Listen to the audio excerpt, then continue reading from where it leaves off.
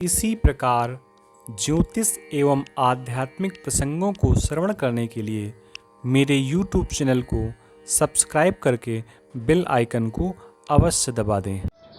राधे कृष्णा, नमस्कार, जय जगन्नाथ। आपने द्विमुहा सर्प सुना होगा।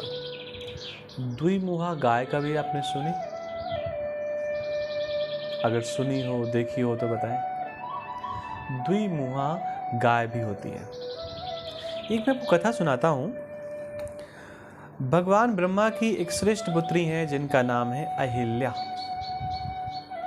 और ब्रह्मा जी अपनी इस पुत्री को उन्हें देना चाहते थे जिनके मन में काम नाम की कोई वस्तु ना हो, कोई इच्छा ना हो। एक ऐसा व्यक्ति जिसको किसी प्रकार की कामनाएं ना हो, ऐसे व्यक्ति को ब्रह्मा जी अपनी पुत्री देना चाहते थे।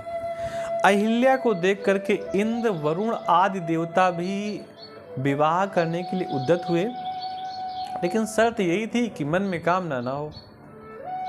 लेकिन फिर भी आदि देवताओं ने अहिल्या जी के साथ विवाह करने की इच्छा जागृत की, तो ब्रह्मा जी ने एक शर्त रख दी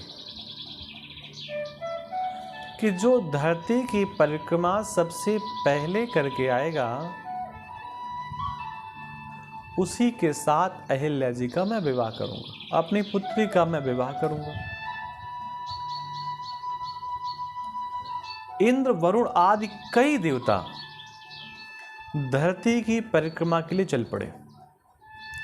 और ये बात जैसे ही अगस्त जी को मालूम पड़ी, तो अगस्त जी के आश्रम में जो कामधेनु नाम की गाय थी,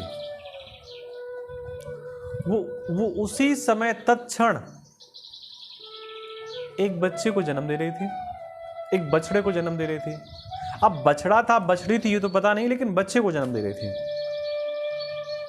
जब वो गाय उस बछड़े को जन्म दे रही थी तो उसके दोनों पैर और उसकी गर्दन का हिस्सा, ध्यान से सुनना, पैर और गर्दन के हिस्से बाहर थे, अभी पूरा शरीर नहीं निकला था।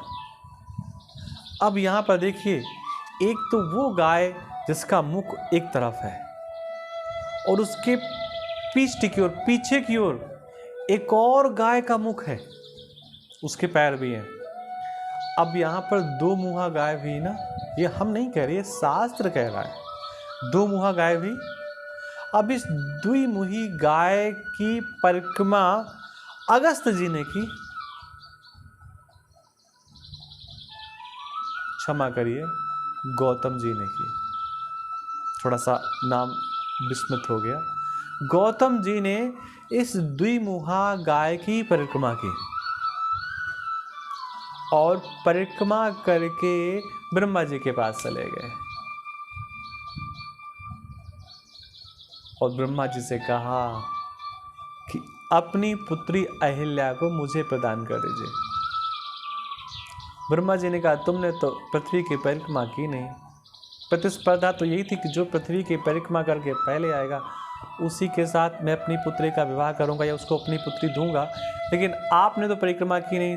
तो फिर गौतम जी ने बताया कि मैंने पृथ्वी की परिक्रमा भले ही ना की हो, लेकिन मैंने द्विमुहा गाय की परिक्रमा की है। दो मुंह वाली गाय की परिक्रमा की है, और दो मुंह वाली गाय की परिक्रमा का फल वही होता है जो पृथ्वी की पूरी परिक्रमा का फल होता है।